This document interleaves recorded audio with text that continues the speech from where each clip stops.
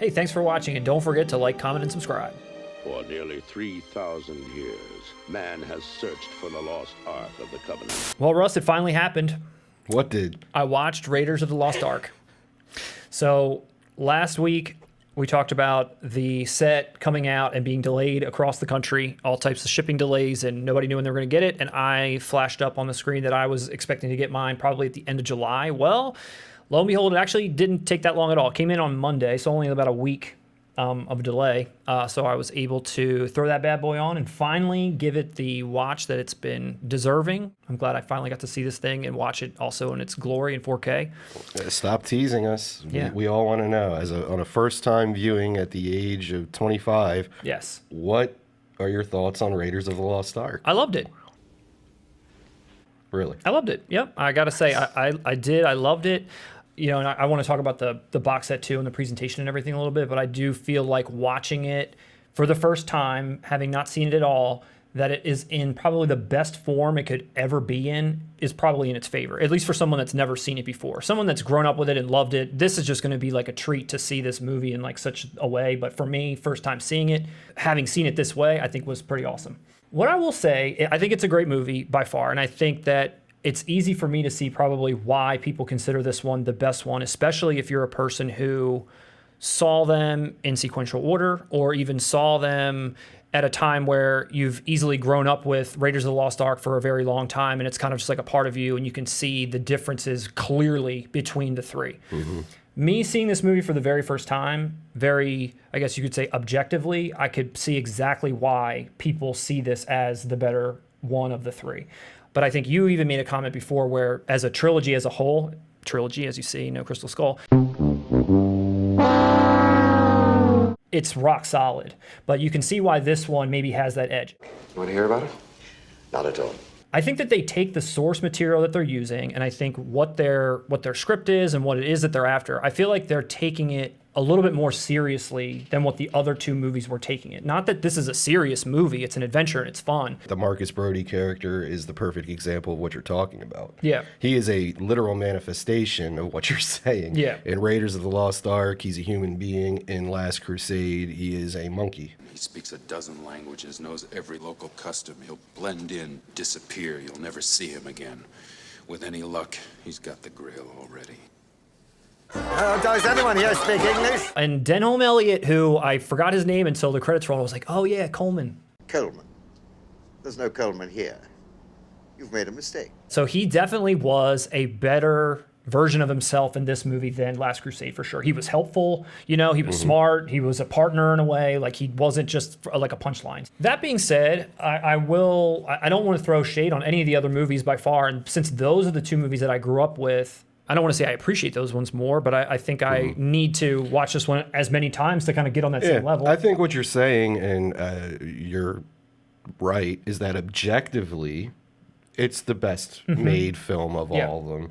But you know, you have 30 plus years of enjoying the other two. You can tell easily how they tried to make subtle tweaks across all three of them, trying to do the best versions of these characters that they've made, and they're trying to spice this up or change this up. And you can see they didn't want to, they wanted maybe it to be more, I feel like family friendly with Temple of Doom, but then all of a sudden that backfired because it was a lot more dark and the heart getting ripped out. Like, because my impression of Temple of Doom isn't a dark movie, although that on its face is kind of the way that it is in reference to the first one. I mean, there's dark stuff in Raiders of the Lost Ark. It's a little bit more, what am I trying to say? It's like, well, the short round character is there to make it. Yes, Kate Capshaw is just a walking damsel, that's what I mean. in distress, cliche, borderline annoying. His trouble with her is the noise. It's still a spectacle. There's still awesome set pieces, some of which I feel like rival, if not even eclipsed in production value, of course, but maybe even the scope of what they're trying to do. Some of the things they did in Raiders of the Lost Ark, I feel like there's things that are just as better on the same, if not better level, but the way the movie is executed, I don't think it hits the same way as Raiders does. And then, of course, there's, Last Crusade, which they try to go back and kind of capture a similar feeling. But what I think about that movie, again, now that I've seen all three, is that they're trying to take a bit of one and a bit of two. And they sort of am trying to concoct. I disagree. Really? No, and I feel like it's just got that silly element, too, that third one sometimes. well, tonally, 3 is the silliest. Last Crusade is the silliest. It was Raiders light. It was like, let's bring back the characters from Raiders. Let's bring back Nazis. Let's bring back the stuff that everyone loved about Raiders. And as you said, make it even more comical. I mean, This is the third part in the series. But I still think all three of them, just like any trilogy you've seen, where the first one's amazing, by the time you get to whatever Terminator Genesis or whatever it is, Who it's even like got there? It's like awful. It's just like this. At least yeah, these yeah. three movies were still such a solid thing where there's only maybe a few little blips where you can say that's why this movie's better, because this movie has this little blip. There's no like catastrophe. It's not the worst thing anyone's ever seen. By far, an amazing set of movies. And I'm glad that I finally saw this one. I'm glad that now my vision of this three is complete. Well, I'm going to tell you, I do have the feeling that after watching this one, I might just continue on through the box set, and dare I even try for Crystal Skull just to have an opinion? I'm thinking about it. Honestly, I'm giving it a thought. Like maybe it's something to watch. Maybe give it a shot. But I did want to talk about the set just briefly.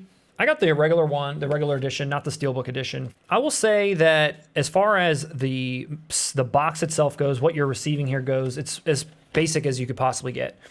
I'm handling it very delicately because I feel like if I handle this even remotely wrong, it's going to be destroyed or damaged or bent in some way. It feels a little on the, kind of cheaper side.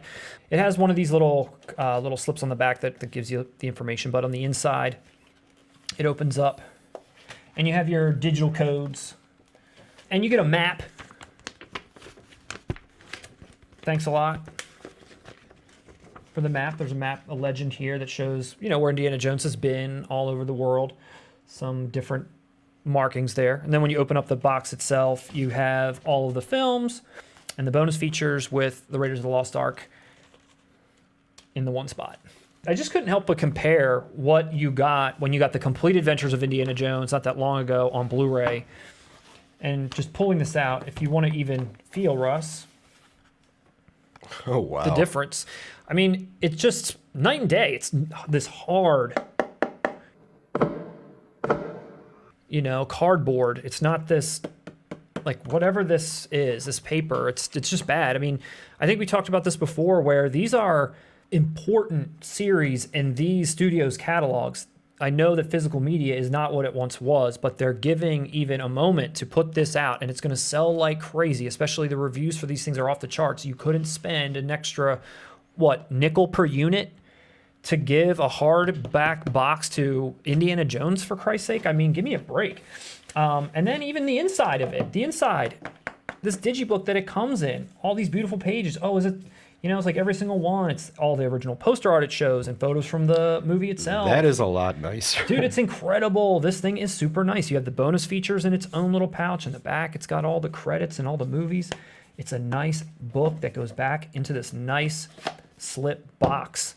Why are we not getting that for this 4K set? This thing is $80+. Come on. Honestly, if I was in your boat and doing an upgrade, I would consider even putting these discs into this box. I was about to do the exact same thing. You could easily open this up, take all of these Blu-rays out, fit all of these 4Ks in, and it doesn't even miss a beat. It doesn't say Blu-ray on the box cover anywhere inside whatsoever. It's just the films in all their glory, and then you can put the Blu-rays in here and stash them if you want. This is definitely, I think, if you guys are considering it, give it the old switcheroo. I guess the only other thing I just want to mention, just for people's information, is that as complete as this set seems like it should be, or it is, there is quite a bit of bonus content missing. Luckily, it's only bonus content from Crystal Skull, it seems, so even I think they knew what they were doing when they were putting this together. So I would say definitely pick this up if you haven't already. It's a great trilogy. It's a great series. Lackluster box, but if you have the original blues, you know what to do.